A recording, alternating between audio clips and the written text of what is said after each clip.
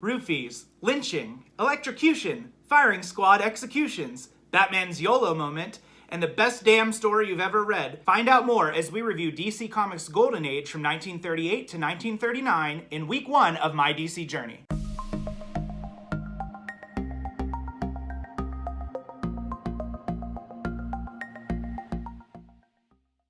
Hey everyone, it's Travis. Welcome back to TDC Comics. Hope you all had a great week. Hope you're able to get out, get your hands on some comic books, maybe go to your local library and get yourself a Hoopla subscription so you can read some books for free. I myself kind of used this week a bit of a combination of trade paperbacks and Hoopla subscription to read my comics for the week.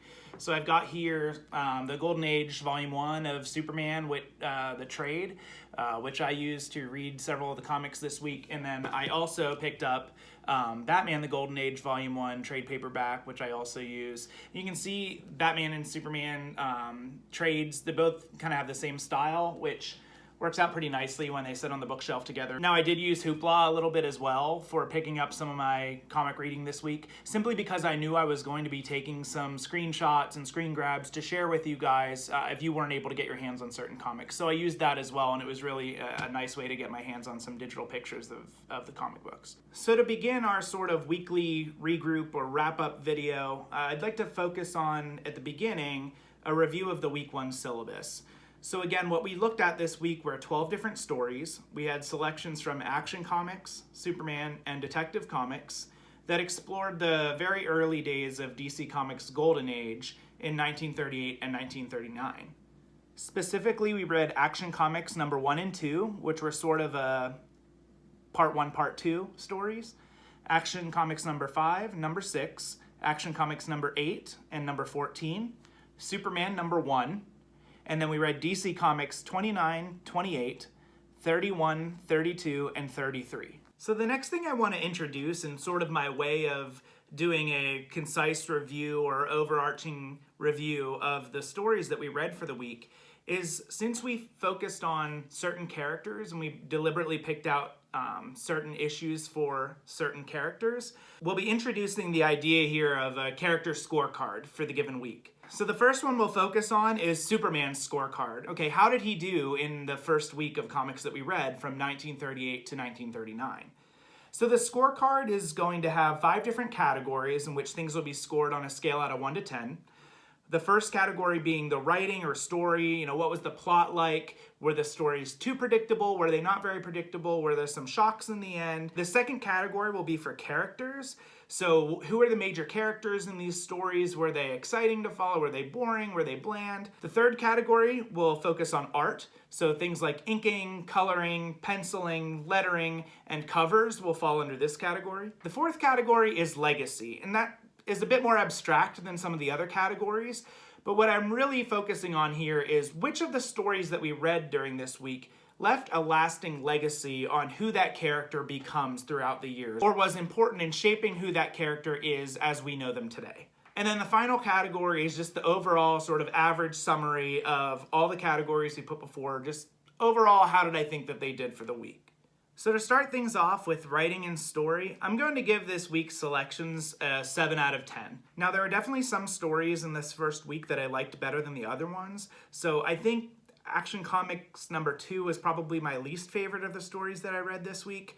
And then I had either a tie for Superman number 1 or Action Comics number 6 actually is the favorite one that I read for this week. I thought Action Comics number 1 was actually really strong. I was pretty surprised in reading that comic. I thought it was just going to be, oh, Superman's gonna go up in a tree and save a cat for some child, or he's gonna stop some train that's run amok or gone off its rails or something. But it actually surprised me.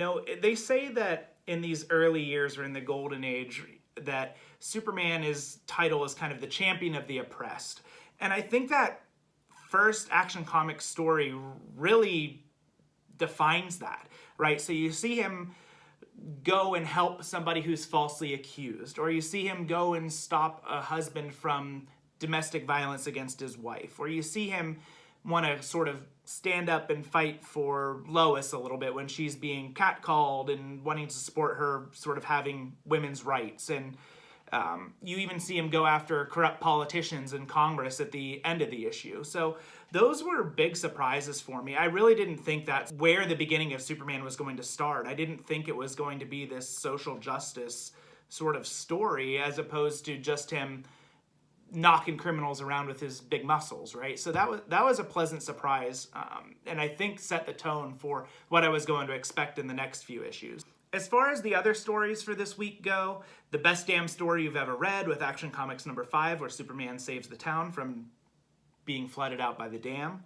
Action Comics number 6, where Superman has to sort of catch this guy who's trying to impersonate him and make money off of the Superman name. Action Comics number 8, I really liked a lot this week, and would have been my favorite selection if it weren't for the way the story wrapped up in the end. So it's a great story of Superman teaching kids the right way to do things and not to cut corners, stay out of trouble, and grow up being outstanding citizens in your community, right? And I thought this story was really interesting in tackling that social debate on whether somebody's sort of environment or upbringing has control over who that person will grow up to be or the opportunities that that person has later in their life.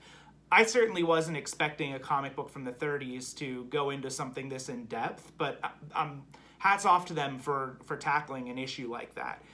And basically the story ends with Superman saying, yeah, I think those kids were in a bad spot. They grew up in the slums. They had a tough environment they grew up in. So I'm just going to go demolish the entire town and somebody will rebuild it and we'll come up with something better. It's just so ludicrous. I would have loved the story if it just stopped there and kind of left it hanging. But instead, with Superman going and busting down the town and air bombers coming in to attack him, and he's like, oh, they're doing my work for me. They're going to help me destroy the town too. It just was a little bit silly.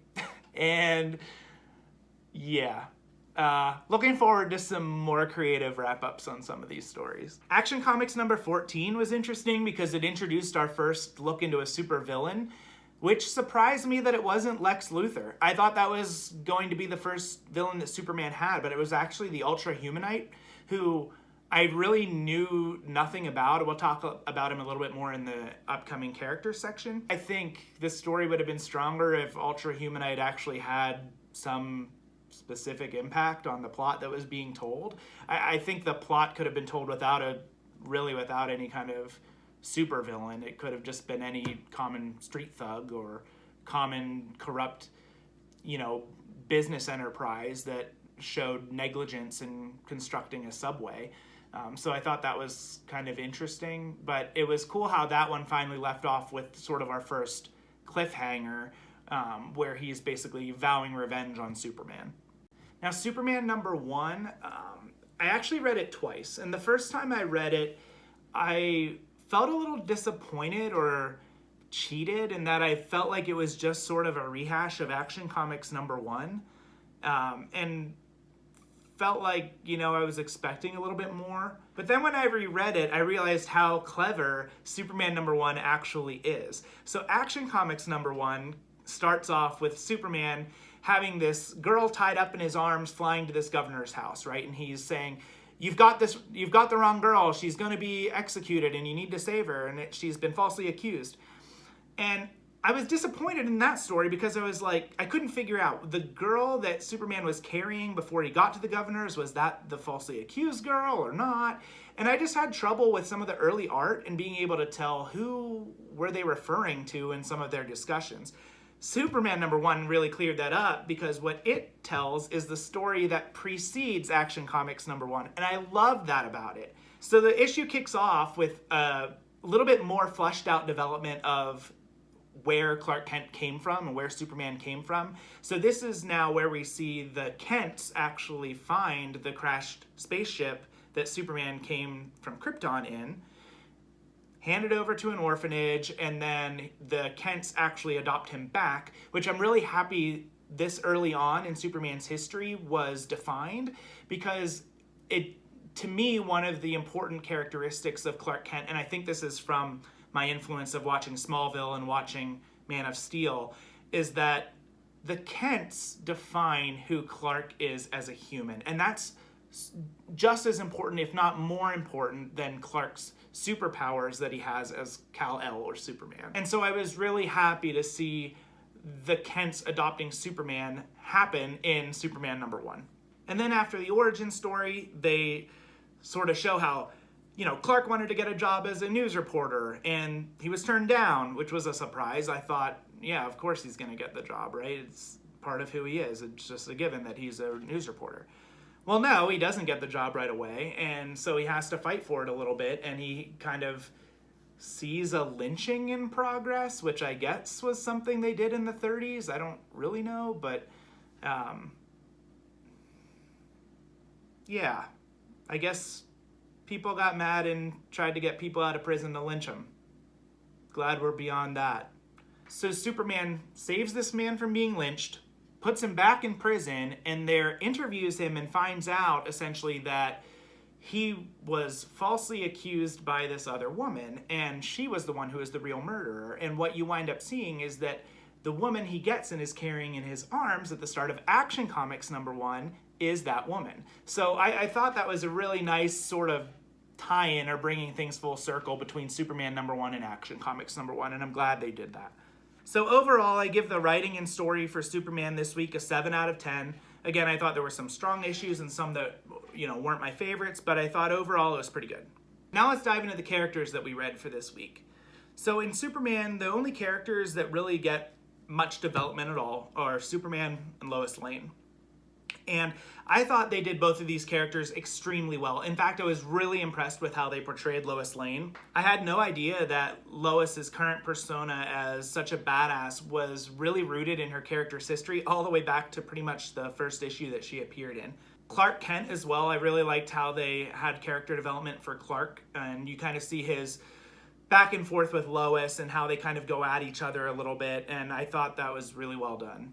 And we actually have the introduction of the first supervillain here in Action Comics #14 with the ultra-humanite. I think culturally we get some good clues into what life was like in the 30s and 40s, as evidenced by the really complete lack of diversity of characters that you see, right? So the only female that really gets any story time at all is Lois, and any of the other females that are featured this week are basically just plot devices for the guys, right? So they were women that had been scorned or women that had cheated on their husbands, things like that. So I didn't think women were particularly well represented, but as far as Lois goes, I loved how they did her, and I thought they did women justice with how they portrayed Lois Lane. The ultra-humanite being in a wheelchair is interesting, and you'll see this, I believe we'll see this coming up in comics throughout history, that people who are typically marginalized in society are portrayed as villains because they're the outsiders, right? Like they're the ones who don't conform. And so we don't understand them, let's fear them. Now they may not exactly be doing that with the ultra-humanite, but I do find it interesting that really the only minority character that's not a woman is the supervillain. So we'll see how that pans out over the next couple years here. So because of the great characterization between Clark Kent and Lois Lane and the introduction of a new supervillain in the ultra-humanite, this week I give characters an 8 out of 10 in the Superman stories. As for art, I'm going to give art a 5 out of 10 this week, and I recognize that it was a little bit more difficult in the early years to show details, lay panels out in a different or creative way, but especially with Action Comics #1, in that very first panel, I had a hard time seeing really what was going on, and there were some times in Action Comics #1 where I actually got tripped up in really being able to discern character from character. In addition to that, as I mentioned, because there's not a whole lot of minority characters throughout the issues that we read this week, a lot of the characters that are drawn are just middle-aged or young white guys, and sometimes it's hard to tell those from each other too. So I wish there was a little bit more variety there. Now again, I recognize that this might just be a cultural representation of what life was like in the 1930s and 40s, so I'll give it that. But I'm really excited to see how the art is going to improve over the next couple weeks that we'll read.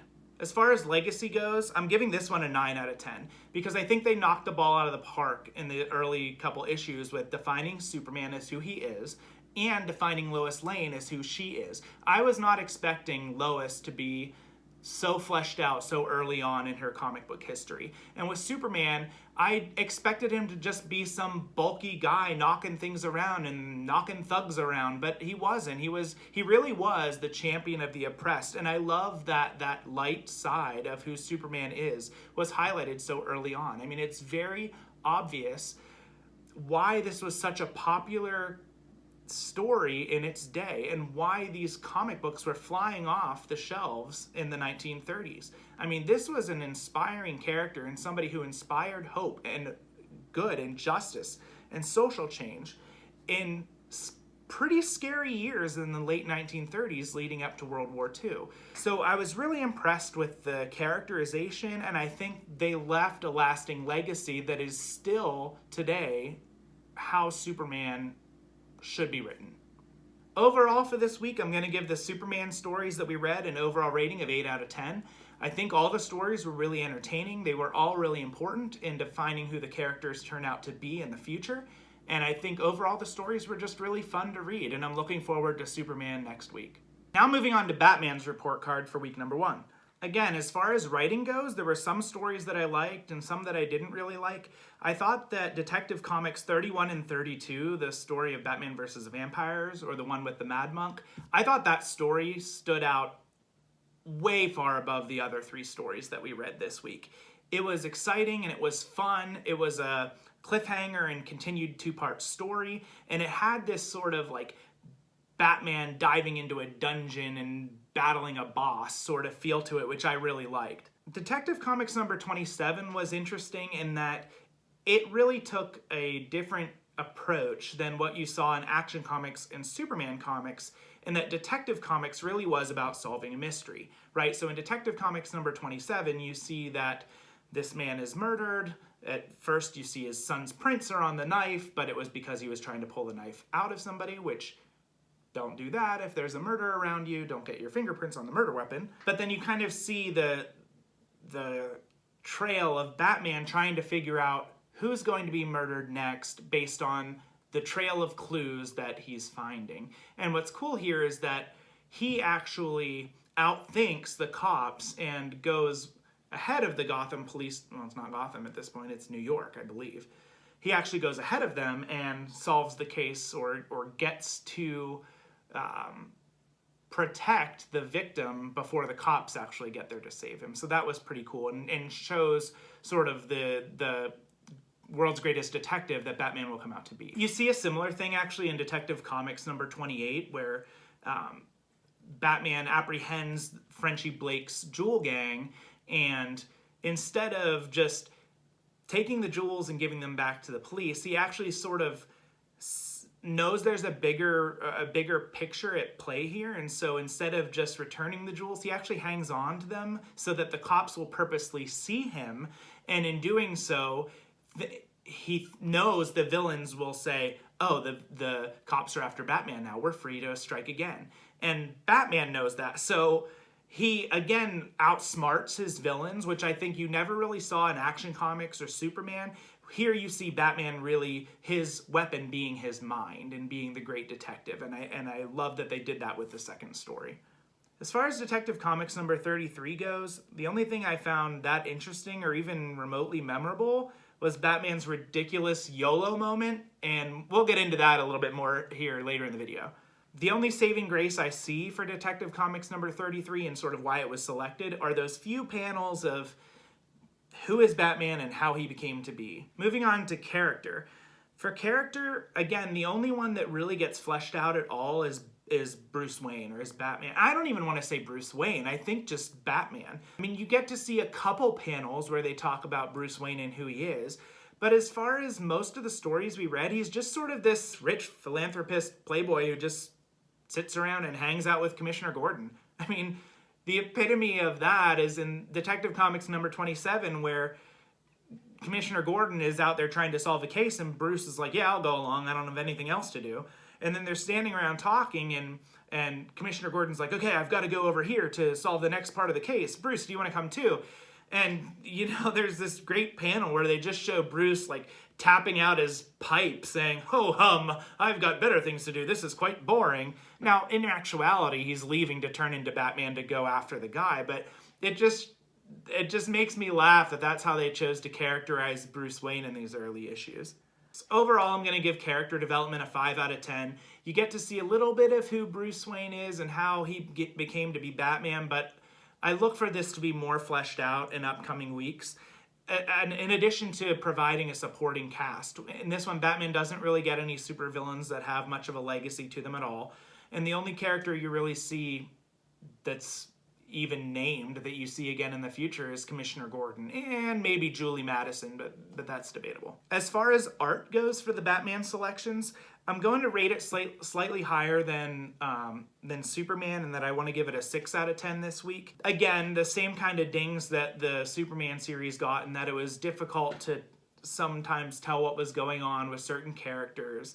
But more than that, with the Batman selections, you see it in the Mad Monk issue where Batman's kind of chasing after him or escaping death traps, that the death trap is just kind of a square box in a room with 3 differently colored walls, and that's it. Like, there's not a lot of detail, and I'm really happy to see that that's changed through the years, but you can definitely tell in these early years they weren't really concerned about what was going on other than the immediate action in the center of the panel. In addition to that, one thing that I could tell was a struggle early on, but I think improved throughout the issues, was the difficulty of portraying darkness on a panel. So this was something that the Batman and Detective Comics issues had to struggle with, where the Action Comics ones really didn't, because Superman did most of his feats during day. The fact that Batman is the character who kind of sneaks around in the shadows and does all of his activity at night, it's hard to portray a darkly colored character against a dark backdrop. And so you can see in some of the early issues, they got around it by just saying, it's nighttime, and you look at the sky and it's, sky blue. So I think they needed to fix that a little bit, and you can see that in later issues, they start to use more purples and pinks to depict nighttime. There's one panel, I think it's in the Mad Monk issues, where they show Batman in his bat gyro, which they only called for one panel, I guess bat plane. And you can see they're like shading out the night sky, so it's like a black hatched or cross-shaded backdrop against a black plane with Batman's black figure descending it, and it just didn't work. And so I assume it was a struggle in those early years, but I think that is something that they got a little bit better at as the issues went on. So overall, 6 out of 10 for art.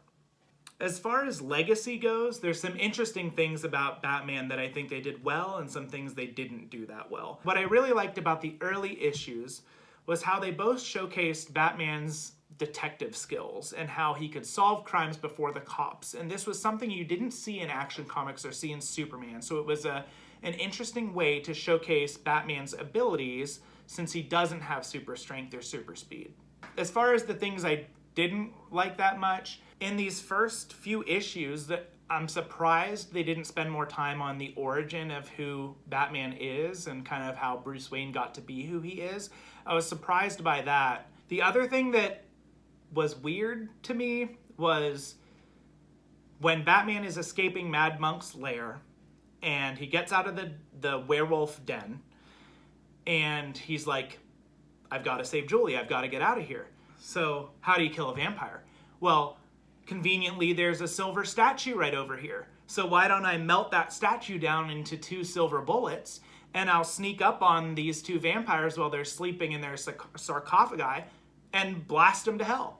And I thought this was I just found that so appalling to Batman's character, and maybe they could get away with it because it wasn't until the next issue that they actually showed that Batman becoming who he was a result of his parents being murdered by a gun. So, Batman's whole sort of unspoken rule about using guns or firearms in general, or killing, it's not fleshed out yet. And I'm really happy that that's something they do in the future. But as far as Bruce Wayne's legacy, I have to only give them a 6 out of 10 this week, because I think there's still things yet to come that will build Bruce into who he is in the future.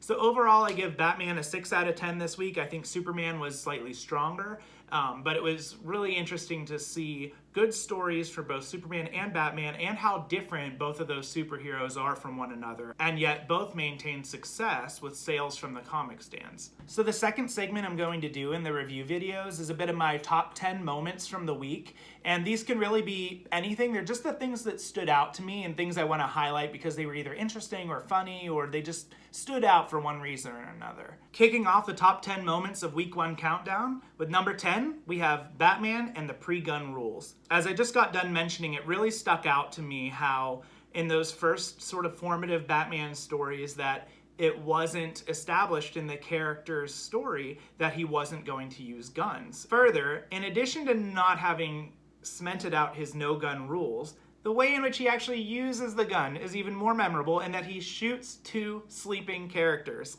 That is something that will always be in my mind, and I'm so glad they've moved on from just doing ridiculous stuff like that in Batman comics. My number 9 moment of the week was actually not in the comics themselves, but at the end of the Action Comics issues.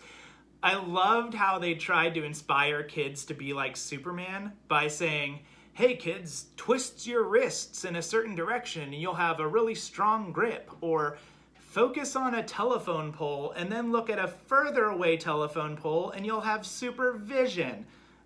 I can't get over that. I think it's just so ridiculous, but I love that they tried to make Superman realistic, and they went about it by trying to teach kids to do these weird gimmicky things. Also, the sign of being a really strong man is having a firm handshake. Yeah. Top 10 moment number 8 is the way in which Batman and Superman apprehend the criminals and how they force information out of them. Superman in particular, I can't count the number of times that he just out and out trolled the criminals that he apprehended. So whether it was taking them to the top of a telephone pole, which, news to me, I didn't realize telephone poles were so ominous or effective a plot device.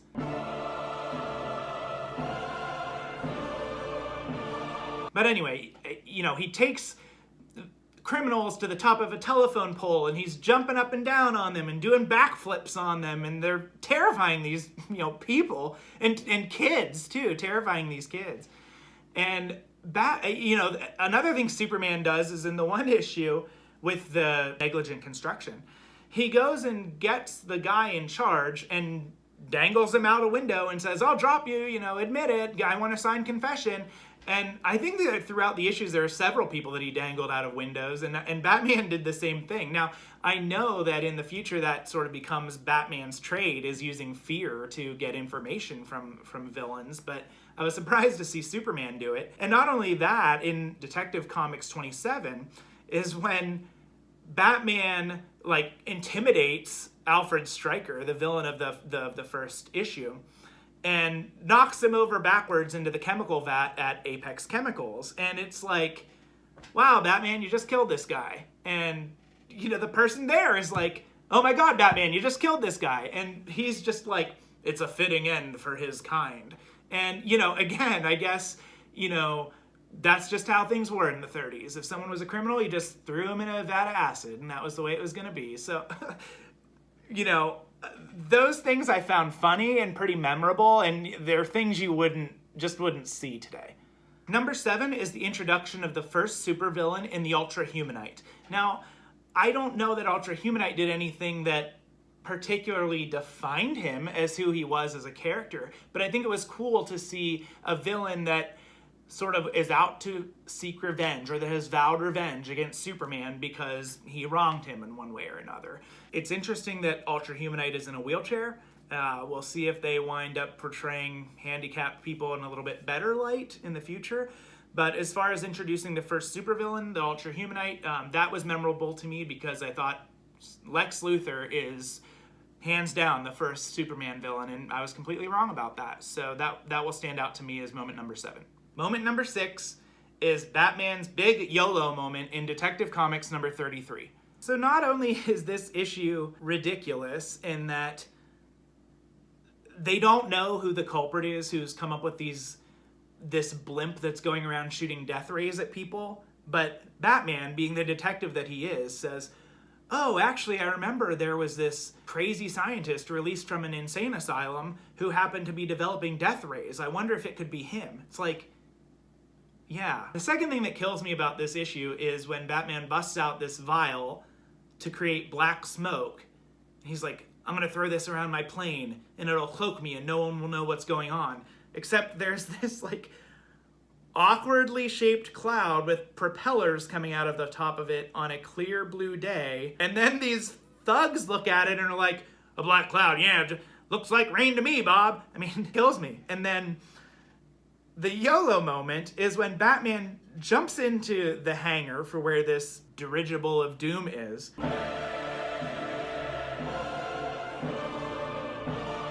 And he enters this room where he finds this machine that is responsible for making the death rays. And he stands around the corner and holds up a gun and says, well, here goes. I hope I don't get blown up. Batman, you're better than this. Come on. You're a detective. You're smart. Figure out a different way to solve the death ray problem than shooting it and saying, YOLO, hope I don't get blown up.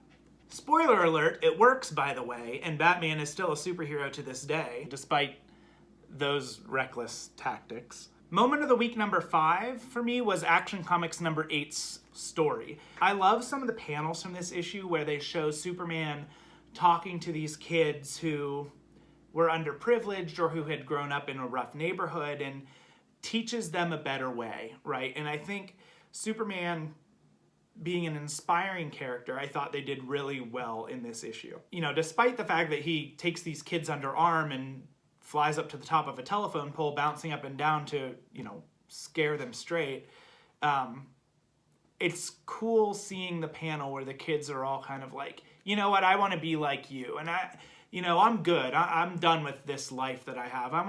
If it means being like you, Superman, I'll be a good kid. And I thought that was really cool, and I like that that was the tone they took with Superman in being a book for kids at the time. My number 4 moment of the week was the Mad Monk story. There was so much to it, right? From the ridiculousness of Batman. Apparently, Bruce Wayne has a fiance named Julie Madison, and they just kind of introduce her as part of the plot. And so she's hypnotized walking around, and Bruce is like, you know what, you should probably see a doctor for that. And so she goes and sees this doctor who I'm assuming is involved in Mad Monk's plot, though it's never really fleshed out. The doctor says, you know what, for a cure for your hypnotism, you should take an ocean voyage. And not only that, you should take an ocean voyage to Paris and to Hungary. So I guess people just accepted that. But nevertheless, she goes on this voyage, which again is interesting because Bruce doesn't go with her. He's just like, yeah, here, I'll buy you a ticket, see ya. And yeah, I would expect more from my fiance. So anyway, it becomes this really interesting capture of the princess and enter the dungeon to save the princess story. And it had sort of everything I wanted out of a Batman story. It really reminded me of those 1966 Batman TV show episodes where, you know, it leaves off with a cliffhanger at a death trap, right? And will Batman get out? Stay tuned till next episode. Same bat time, same bat channel. That's how this one felt, in that, you know, Mad Monk was setting Batman up with these different traps all the time. And it was cool to see somebody kind of match wits with Batman. And it was neat to see Batman use tools out of his utility belt, like this silk rope and batarang, and then combining them to try and get out of this pit. So I thought it was a cool look at Batman. It was cool to see his gadgets, and it was cool to see a villain up against him, and it was neat to see him save the day that way. My number 3 moment, and this is definitely top 3, is Lois Lane's character portrayal and how many sick burns she had on Clark Kent throughout the week. I mean, it's in every single issue that Lois is in with Clark. She is turning him down or one-upping him or being slightly smarter and faster than him in some way, and I loved seeing that about her. There were a few panels of this in Action Comics #1 that I really liked. She, gets approached by this guy that she doesn't want to dance with, and she's like, Clark, are you gonna stick up for me? And he doesn't, and she proceeds to slap this guy in the face. And not only that, when Clark tries to talk to her, she just storms out in her fur coat and is like, I am over you, and just gets the hell out of there. And I love that. And then in Action Comics #5, the best damn story you've ever read, I love how Lois doesn't get the job to go report on this story and because she's a girl. And she's like, well, heck on that. I'm going to go dupe Clark so he goes somewhere else so that I can go get this story. And I love that about Lois. I think they did such an awesome job with her in these early issues that it has to be one of my top 3 moments. My number 2 moment builds up on that, and it's just one panel. And it shows Clark and Lois's relationship. And I think it still holds true to this current day in reading comics. It is from Action Comics #6, and it is panel number 29. I just love how this panel absolutely sums up Clark and Lois's relationship. That even though Clark is Superman and has all the power in the world, his weakness is still Lois.